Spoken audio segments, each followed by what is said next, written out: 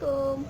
Perkenalkan, nama saya Anissa Rizky Safitri, NIM 19030360119 dari jurusan Manajemen Pendidikan Islam, Fakultas Ilmu Tarbiyah dan Keguruan, Universitas Islam Negeri Wali Songo, Semarang. Nah, di video ini saya akan membuat tugas akhir semester dari mata kuliah Pendidikan Pancasila yang diampu oleh dosen Bapak Muhammad Iqza Hamami. Ya teman-teman, saya hanya mengingatkan di tengah pandemi ini kita harus selalu menjaga kebersihan, mencuci tangan yang rajin, memakai masker, dan berjaga jarak aman, karena kesehatan itu mahal. Nah, di video kali ini saya akan membahas tentang sila kedua dalam pembangunan moral bangsa. Pancasila merupakan sebuah rumusan yang diambil dari nilai-nilai kemanusiaan secara universal. Di dalamnya terdapat nilai-nilai yang membuatnya mampu diterima di seluruh lapisan masyarakat yang ada. Pada sila kedua ini, kita sebagai manusia diajarkan untuk menjunjung tinggi keadilan serta menjunjung tinggi antar sesama manusia. Nah, definisi itu sendiri ada kata adil, yang berarti kita harus melakukan segala sesuatu tanpa melihat latar belakangnya ada, baik itu agama, suku, ras, dan budaya. Kita tidak boleh meninggi-ninggikan atau merendahkan suatu kelompok, karena di mata Pancasila semua elemen masyarakat ialah sama dan setara.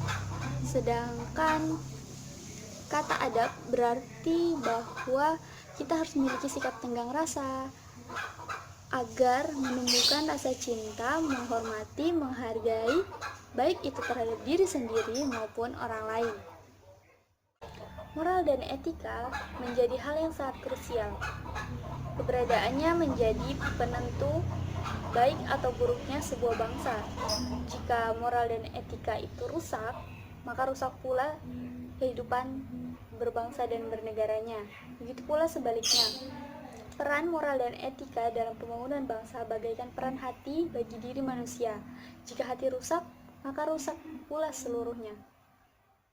Pembangunan moral dan etika Pancasila harus selalu dioptimalkan, karena tidak mungkin mampu mewujudkan bangsa yang adil dan beradab jika moral dan etika telah rusak di masyarakat. Oh ya, akhir-akhir ini di Indonesia pembangunan moral bangsa untuk para pemuda-pemudi itu sangat menurun drastis. Nah, ini beberapa contoh krisis moral yang ada di Indonesia. Penyimpangan dalam pendidikan seperti tak ada habisnya. Pemberian hukuman dengan dalih upaya mendidik salah satunya yang seringkali berujung pada tindak kekerasan. Pertengahan Maret lalu, seorang anak di Serdang Bedagai, Sumatera Utara dihukum sang guru menjilat WC sekolah hanya karena tidak membawa tugas yang diberikan. Bocah yang masih duduk di bangku sekolah dasar kelas 4 ini disuruh menjilat WC sebanyak 12 kali. Tak lama setelahnya, masih di lingkungan sekolah, seorang guru SMK di Purwokerto, Jawa Tengah menampar siswanya di depan kelas di hadapan teman-temannya.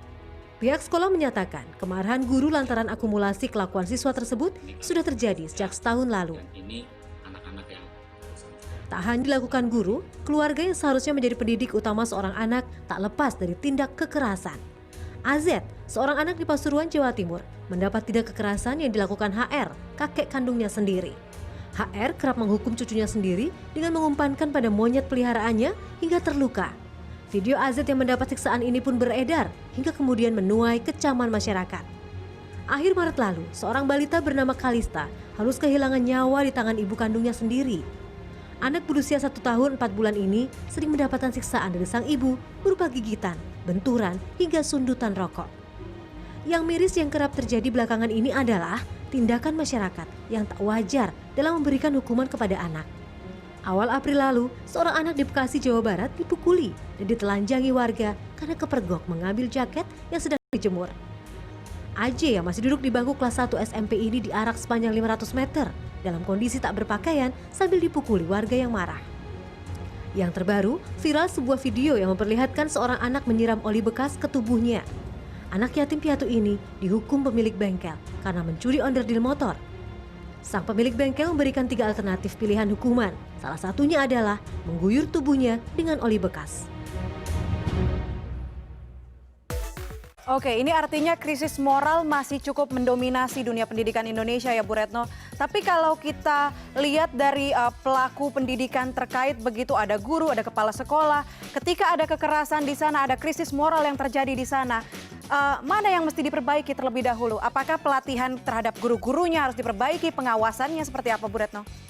Ya, itu semuanya termasuk screening terhadap guru ya. Misalnya kasus kekerasan seksual, dalam 3 bulan terakhir saja sudah hampir 200 anak menjadi korban ya, dengan pelaku yang sebenarnya hanya sekitar 7 orang. Dan ini semuanya guru pelakunya dan semua dilakukan di sekolah. Misalnya kasus di Tangerang itu 41 siswa ya korban sodomi, kemudian di Jombang 25 siswi ya, kemudian di Jakarta juga ada 16 siswa, kemudian yang di Surabaya itu SD itu 65 siswa menjadi korban dari kekerasan seksual gurunya. Nah, ini kan hal yang semacam ini harusnya ada screening ya. Guru-guru semacam ini mestinya tidak layak lagi menjadi guru, dan bagaimana sebenarnya pemerintah itu mulai tidak sekedar guru itu nilainya aja tinggi gitu, tetapi tidak nilai secara akademiknya saja, tapi bagaimana ada screening terhadap Ada sistemnya ya Bu? kompetensi pribadi dan kompetensi sosialnya si guru ya.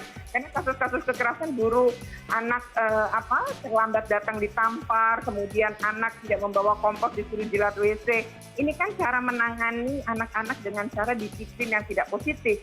Jadi membangun karakter anak, tapi dengan cara-cara kekerasan. Tentu ini tidak akan pernah memutus rantai kekerasan.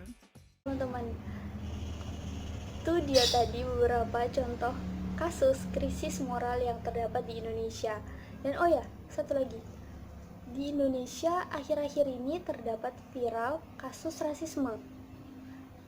Kasus rasisme dapat dihubungkan dengan moral karena di situ kaum berkulit hitam tidak mendapat keadilan oleh kaum berkulit putih, di mana mereka memandang orang-orang itu berbeda, dan seharusnya dalam Pancasila itu kita tidak boleh memandang seperti itu, karena di hadapan Tuhan dan di hadapan Pancasila berbangsa dan bernegara, kita tidak boleh memandang berbeda-beda, semua itu sama di mata masyarakat.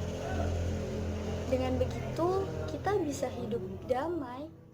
Oleh karena itu, kita sebagai bangsa Indonesia, khususnya pemuda-pemudi Indonesia, agar tidak terpengaruh dari hal-hal yang dapat merusak moral dan etika, kita dapat melakukan beberapa contoh seperti untuk menghindari salah pergaulan, kita harus pandai memilah dan memilih teman dekat, karena pergaulan akan sangat berpengaruh terhadap etika, moral, dan akhlak. 2. Peran orang tua sangat penting dalam membangun karakter seseorang, terutama dalam mengenalkan pendidikan agama. 3. Menambah wawasan, di mana pengetahuan akan sangat berguna untuk menyaring pengaruh buruk dari lingkungan. Misalnya, kebiasaan merokok. Orang-orang menganggap bahwa merokok meningkatkan kepercayaan diri.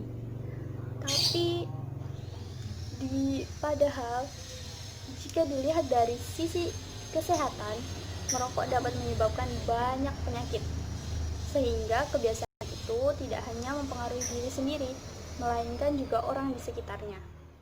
Dan terakhir, kita harus meningkatkan iman dan takwa dengan cara bersyukur dan bersabar dan beramal saleh.